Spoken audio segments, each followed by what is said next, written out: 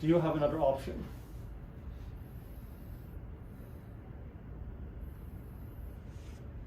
Right, because RAO, right, that's a PA, right? So if you can't go PA, is there another option?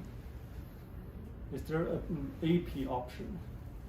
Would it be LPO? Yes, you could do it LPO, but why don't we do LPO normally? Because the heart, magnifying the heart or something? No. Magnifying something, but not the heart. That's right. Oh, we the magnify sternum. the sternum, right? Yeah, If you do LPO, sternum has a lot of OID. Do it RAO, sternum's a lot closer. All right, very good. So how much do we angle the patient for this sternum? It's still 45. No. Not 45 degrees. It's 35. 15 Not to 35. 20. It's about 15 degrees. I think it's 15 to I thought it 20. was 10 to 15. Let me That's double the check. SC joint. The SC joint is 10 to 15? I might be mixing it up. Let me just double check. SC is 10 to 15. Where's my sternum?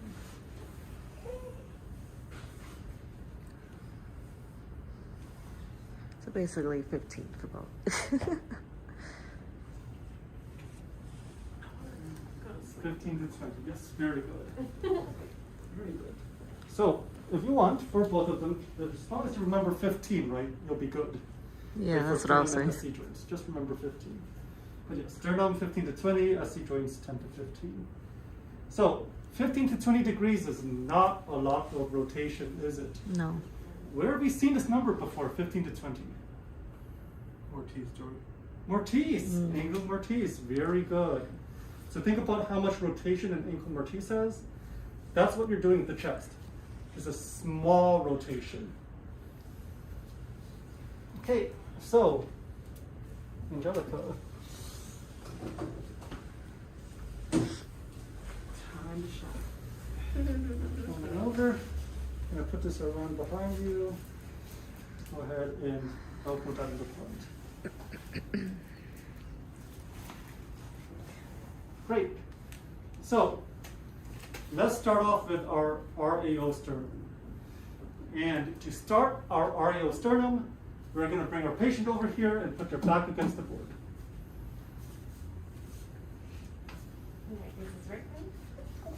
Now, something seems wrong, doesn't it? You said, what? The patient Why? is a PA, right? Because I'm Yeah, it's trying to supposed do to an be- RAO. Oh. Why are we like this? Well, here's the reason. You told her to. How are you going? How do you plan to find the center of the sternum while your patient is PA? Oh. That's a problem, isn't it? If the sternum's against the IR, how are you going to find it? Do we have some fancy technique, some fancy landmark to use? No, not really. So the best thing to do is actually start the patient off AP, Oh. find the sternum, figure out your vertical centering, and then flip them around. Does that make sense? So yes, it seems counterintuitive that we would want to do an RAO with the patient AP. But we're just doing this to find our centering. So the where's your jugular notch? jugular notch.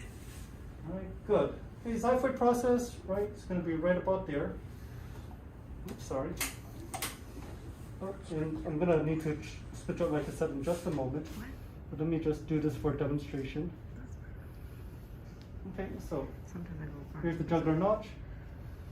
Right, so if I just put the top of the light right here at about the jugular notch, just a tiny bit above, I should be able to get the bottom of the sternum as well. So go ahead and point to that xiphoid for me. Can you hear that xiphoid?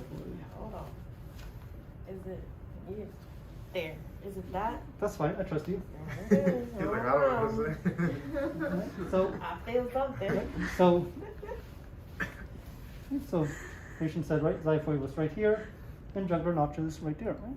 Perfect. So that's inside our collimation. That what? That's not top. That's not the jugular notch. Is it? There's jugular notch. Okay. Oh, so then let's just go a little bit. There we go. Yeah. Xiphoid jugular notch. So that'll pretty much take up your whole cassette. So no need to collimate vertically. Right, we'll be okay. Speaking of cassettes, let's switch this out. Would you mind passing me the other one, Carlo?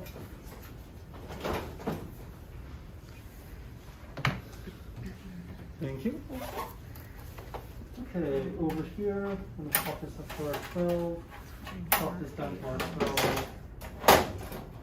You said top of the light at the jugular notch, or is it supposed to be 1.5 above the jugular notch? So let's see. In this case, here's jugular notch. Xiphoid was it right about here? I think. All right. So you can is it at or maybe like just very slightly above jugular Okay. notch. In the book it said 1.5 above. What's that, 1.5? Wait, I have a question. Yes. On this, we're doing PA, RAO sternum, right? Correct. On the book, it says perpendicular to T7. Book says perpendicular to T7 for your centering. For Let me sternum? see. And they do it on a tabletop. Mm-hmm. So yes, we're gonna do it. So we'll do it standing. At the level of T7. Really, at the level of T7. Can you examine? Relax. But in the book it says the top of the light above the Mhm, 1.5 above the jugular notch. So it should be 1.5 above the top of your cassette, right? Not above your light though, In Merrill's. right? So it should be 1.5 above your cassette, but not your light. The difference is because your light is spreading out like this. So the top of your cassette here. Sorry. Oh. Sorry, hold this for a second. Let me just show you. Oh. Okay, back against the board, Jonathan. Right, so know. here's the top of the light, correct? All right, just up sideways. All right, and now I'm going to try my best to bring this straight in. Do you notice how the top of the light on the patient is not the same as the top of the light here once we reach the IR? Oh. Oh. Why is that? Because the light is smaller In the towards patient. That's right, as we get closer, the light gets smaller, right? So, let me... What's the I thought it was translate. Oh, sorry. Okay, light on. One, Oh. 2, 3, light. Okay. All right, so.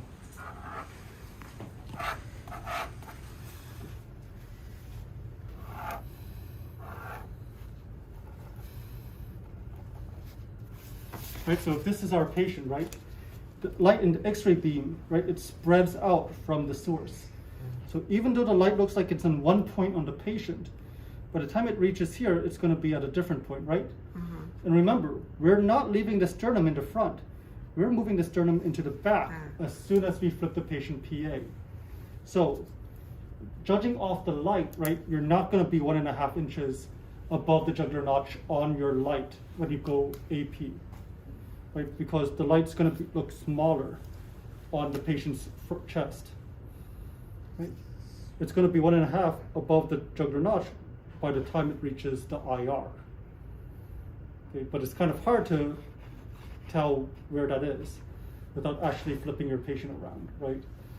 Flip your patient around, What do we do? go PA, right? Then yeah, you can be like, all right, here's the jugular notch, and then I can match it to my IR, and I can make sure that it's 1.5 inches above, right? But it's not easy, right? It's not convenient to do that.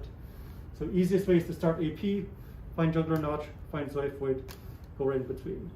Right? If you can't find out, right, then it looks like T7 is a good approximation. So we can try and So use right to T7 left. for that as well. So spin around, Angelica. So T7, axilla. All right, yeah, that's pretty close. Yeah, you can use T7 for this. I'm okay with that. Or just the top of the light slightly above the jugular notch. Right. Okay, so let's turn you around now. So now that everything should be good, just flat against the IR. Feet together. All right, good. Spread out your feet just a tiny bit. Perfect. All right. Let me see. Is this? Okay. Yeah, that is pretty close to T7. I think find that T7's easier because you don't flip the patient, measure it, flip it, you know. because we are doing Personally, PA. I would do T7. All right, I'm fine Please with go that. ahead. Go ahead. By the book. Okay, go ahead. It says it in the All pocketbook. right. So you want to take off, please? No, I won't take off points. I'm okay with that. Yeah, all right, yeah, go ahead and use T7 then. Okay. That's fine. Okay, so our patient is now PA. We're going to turn them very slightly, right? About 15 to 20 degrees. So I'm going to turn you like that. Very slightly, right? Shoulder is just moving away from the IR just a little bit, right? If you do this, you're too far. If you do this, you're at 45. Don't do that, right? Very slight rotation. Okay, so kind of like this, right? That's our 15 to 20 degrees. Okay? That's what I'm measuring off her back. Okay, great. So from here, what do? We can, for example, help push the shoulder away by asking her to put her left hand on top of the IR here, right? Just rest your arm there, or your hand there, sorry. Right, because in order to do this, right, it's going to force the patient to move their shoulder away. Right, so you can use this to kind of help keep that shoulder slightly off the board. And then, as far as our centering goes, we're not going to be here at MSP.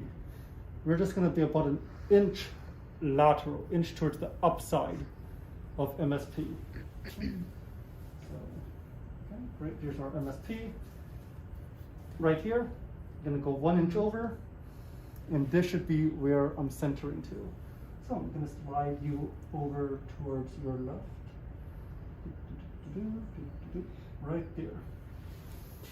So T7 and 1 inch towards the upside of MSP.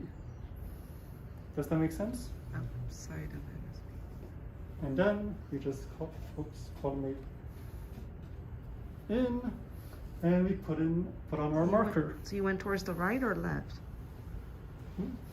So we're going. So since the left side is up, we're sliding this centering towards the left. Here's our MSP, and the centering is just slightly left of MSP. Does that make sense? But we're looking at right side. No.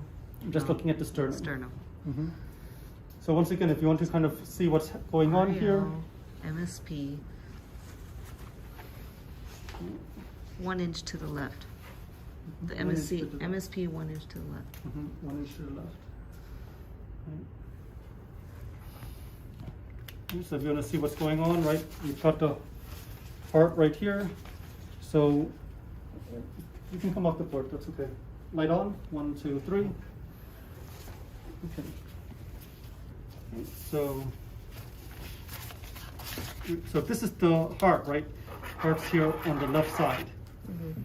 Right? All we're doing right now is we're taking our patient, turning them very slightly RAO like this, and then shooting through like this. So notice we're on the left side of the spine, right? We're towards the left of MSP when we do this.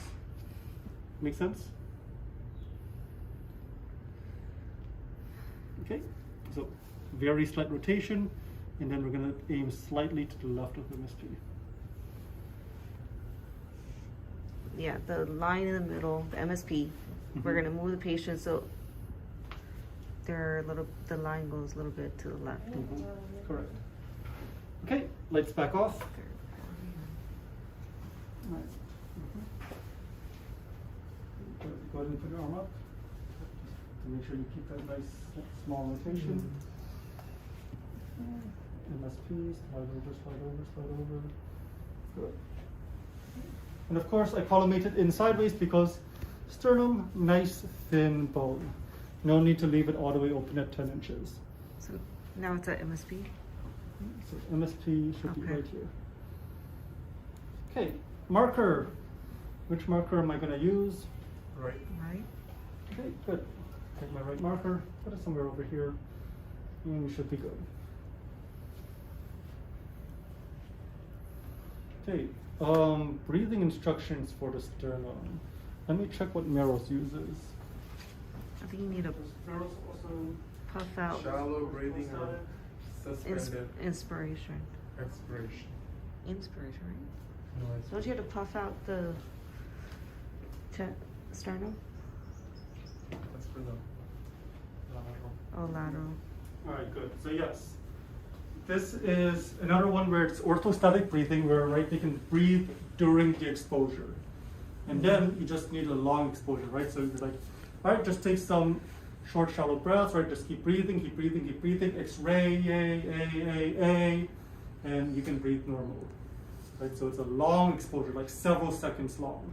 Just hold down the button for like 3 seconds as they're breathing during that.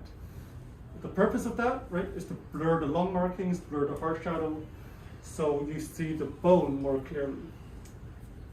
Now, if your machine does not support a 3 to 5 second exposure, you can only do a short exposure, then yes, you would do this on expiration.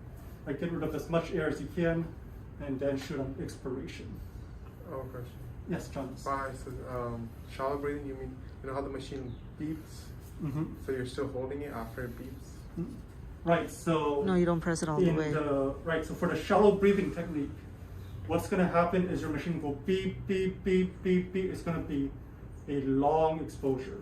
Normally, when your machine goes beep, it's doing maybe like 0.3 seconds, 0.5 seconds of exposure.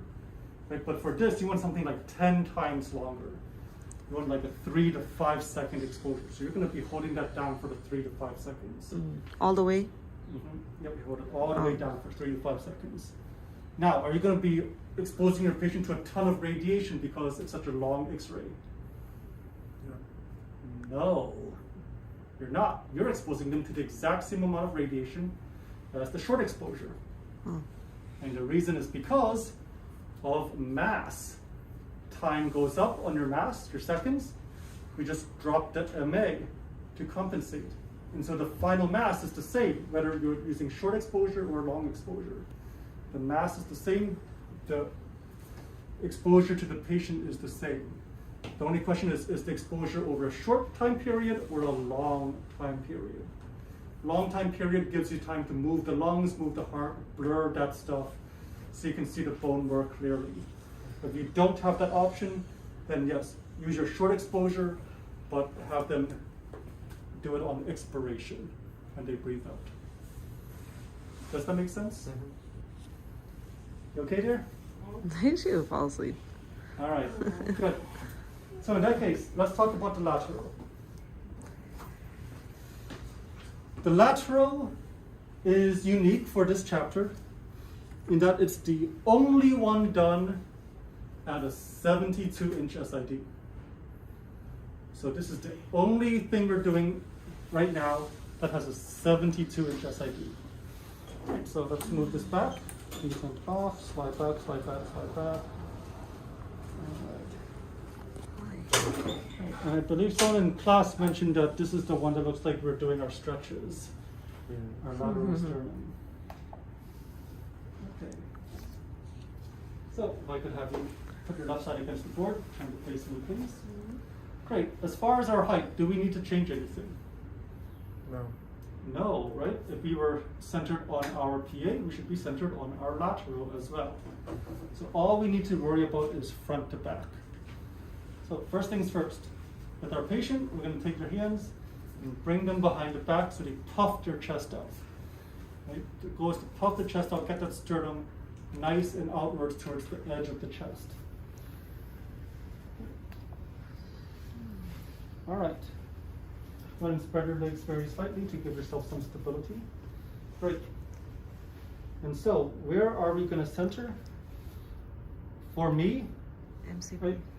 But we're going to center mid-sternum, right? That's textbook is basically mid-sternum. We're not going to be MCP because MCP, right? Sternum is somewhere up front here. So we're not going to be quite MCP. Instead, I usually like try and find this shoulder here. And I try and have this just a little bit in front of the shoulder. Okay, right, so here's the shoulder, just a little bit in front of the shoulder here. So like an inch in front of this humeral head. But the best way to figure out where your sternum is, okay, jugular notch, correct? Xiphoid, correct? So you look at your patient shadow right now. Let me put you right here for this demonstration. So take a look at the patient shadow here on the board. Jugular notch looks like it's right about here, correct? On the shadow. Xiphoid looks like it should be right here, correct? So the sternum looks like it's sitting like this. Okay. Does that make sense? Take a look at the IR. Does this look centered to your IR? No. Come on around. It's hard to see from back here. Come on around to this side here. Hit the light. Does this pen look like it's centered to the IR? No, right? Center of the IR is somewhere over here, right? So just by looking at this, you can say that this jugular notch is way too far forwards. This is the midpoint of the IR, right? The jugular notch should be somewhere back here.